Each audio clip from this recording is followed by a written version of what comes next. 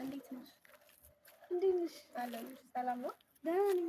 በቃ ሁሉ ነገርሽ አለባበስሽ ራሱ ተቀይሯል አይደል? ምን ተቀየረልሽ? ኧረ ይሄ ቤት ያንቺ ነው? አዎ የኔ ነው። እግዚአብሔር ይመስገን። ኧረ ለውጥ እኛ እኮ አንቺን ለመፈለግ ያልሄድንበት ቦታ የለም አይደለም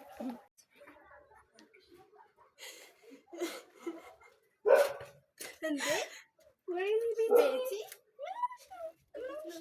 ደህና ነን እግዚአብሔር ይመስገን። እሱ ያለምን እንሆናለን። ጓደኞቼ በጣም ነው። ወይኔ አንቺ ልጅ ቆይ ነው ደግሞ ምን ነው አሟታል እያልኳችሁ ነው። ለምንድን ነው ግን የማይመስላችሁ? መቼ ነው የሚያልፍልሽ? ቆይ አንቺ ዘላለምሽን እዚህ ቁጭ ብለሽ እንዳነባሽ እውነቱን እኮ ነው።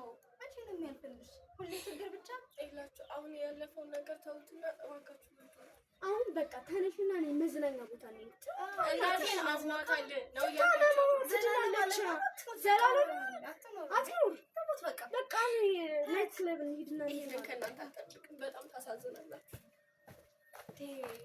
ቆይ ቤቲ ምን ሆናለች? እስከዛ ሄደሽ የታገስነው ሁሌ ችግር ብቻ አሁን እንዴት እንደሰለችኝ። እሺ አሁን ምንድን ነው የምናደርገው? ለነገሩ የራሷ በጣም ግራ ነው የፈለገችው የራሷ ቤቲ በማወቅም ባለማወቅም ሆነ ብዙ ነገር አትችላለች። በቃ ይቅር። አይ ምን ማለት አይደለም። ያለፈውን ነገር እያስታወስን የወደፊት ህይወታችንን ማበላሸት ብዙ ማስፈላጊ አይደለም። ግን እናትሽ አሁን እንዴት ናት? እናቴ በገንዘብ ምክንያት አይኔ እያያጠቻለሁ እና ያለፈ ነገር ማስታወስም ሆነ ማሰብ አልፈልግም። ከቻልሽ ከዚህ በኋላ ስለ እናቴ ባትጠይቂኝ ደስ ይለኛል። እሺ በቃ ይቅርታ ቤቲ። አይ ምንም ማለት አይደለም። በቃ በጣም ይቅርታ ነው። እሺ አሁን ምግብ ቤት ሄደን ካፌ ሄደን ነው። ውይ ምሩዬ በጣም ይቅርታ። አሁን እንኳን ትንሽ ቀጠሮ አለብኝ። እንደውም ሰዓት ሳይደርስብኝ አይቀርም እና ሌላ ቀን ተገናኝተን በሰፊው እናወራለን። አሁን ለማንኛውም በቃ መልካም ቀን።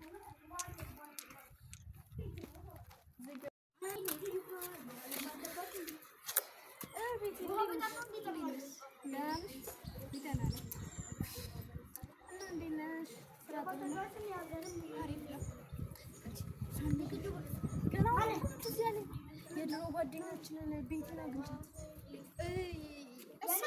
ደግሞ በምናገኝታች እስካሁን አለሽ ስማ ራሱ እንዴት እንደሰለቸኝ